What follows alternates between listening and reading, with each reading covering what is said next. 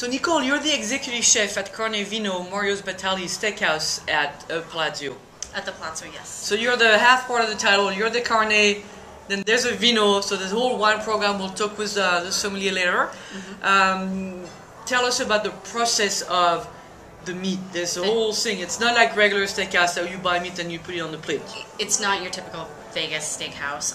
Or any steakhouse, I guess. Or any steakhouse in America right now. We created a dry aging meat program here with Adam Perry-Lang, who is our meat consultant. He hand selects our cattle from farms in Utah and Nebraska.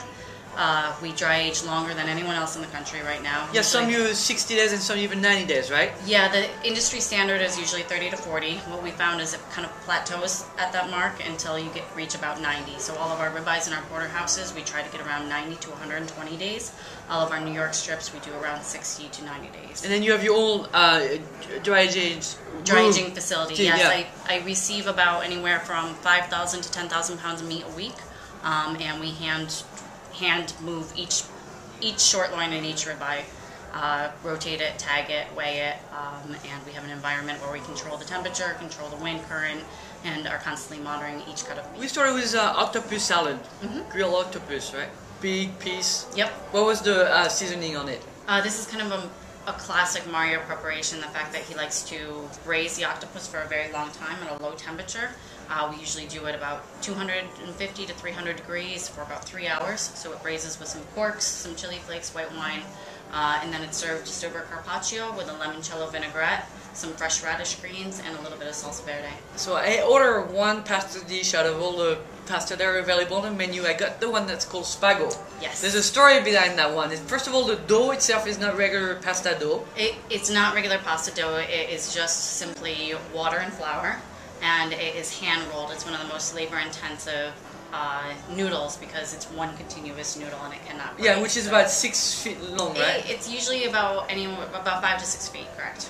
Now, yeah, I was wondering why it was so regular when it came to my plate, and it's kind of unruly if you're trying to eat it in one bite. Obviously, if you were to take the whole pasta, it would be crazy. And then the sauce that the lamb, it's a lamb ragu, and it's kind of very comforting and hearty and. Just kind of sticks to your ribs. I'm probably gonna have to come back just for that one. It's a great pasta. Yeah, it's a great pasta. No eggs, so it's cholesterol free. Exactly. And of course, we had 2 pieces of meat. We had the steak. The ribeye. Yes, yeah. You had the ribeye dry age, just the regular dry age. Which is cut at the table side. Yep. Table side. And we had the lamb. So the lamb has a special preparation. 2 days prior to cook it, what do? We rub it in kind of a pulverization of chili flake, salt, black pepper, mint, a little bit of sugar just to bring out the sweetness of the lamb. And on the menu, there's the whole list of meats, and there's a list of sauces.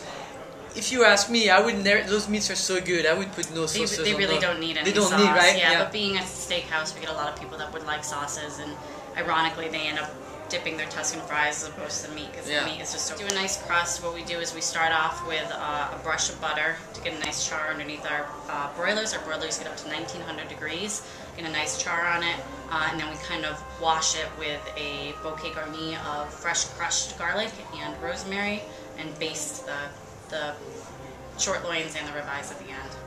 Yeah, and then at table, so once it's cut, the server adds... We finish it with some great oil. Yeah. Yes. Desserts. Very good. This gelato. Oh, good. It is pure gelato. This is what gelato should be. It is what gelato should be. Especially at lunch, I usually don't eat all the desserts. I had to. There was like 3 scoops. I ate it all. And I kept the plate next to me so my guests would not eat it. Then we start a farmer's market here locally, and we do all of our bases in house every morning.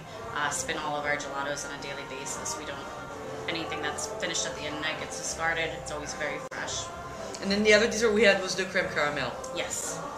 Very nice. And then the carrot cake in the glass. Kind of a trifle of carrot cake with cream cheese, and I think it's finished off with...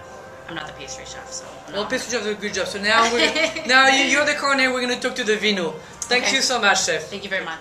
So Eric, I've just spoke with the chef, and we have to speak with you too. You're head of the wine program at Carnevino Palazzo Vegas.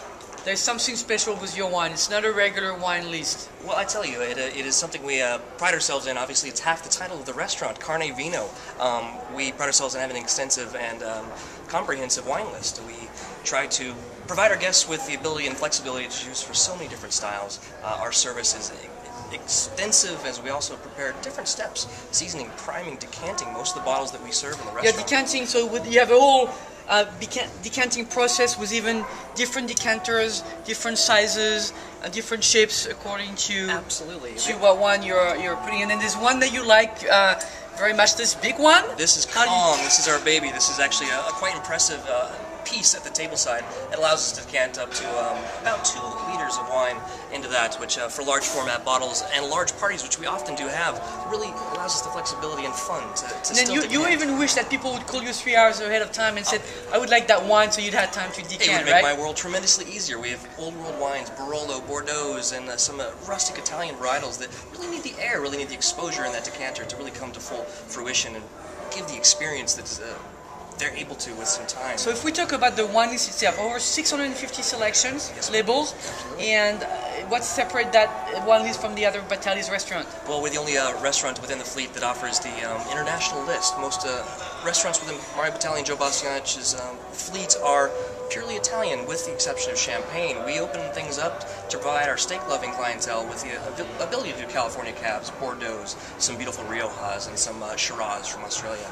Not to limit it to those selections. Basically an international list. Italian-centric, but very international nonetheless. So be prepared if you come to Carnevino. Those wines are very good wines, very nice years and labels. So the prices goes with it. They're for you're gonna pay for those, but you're paying the right price for that label that day. We feel the service we provide more than justifies the price that we charge.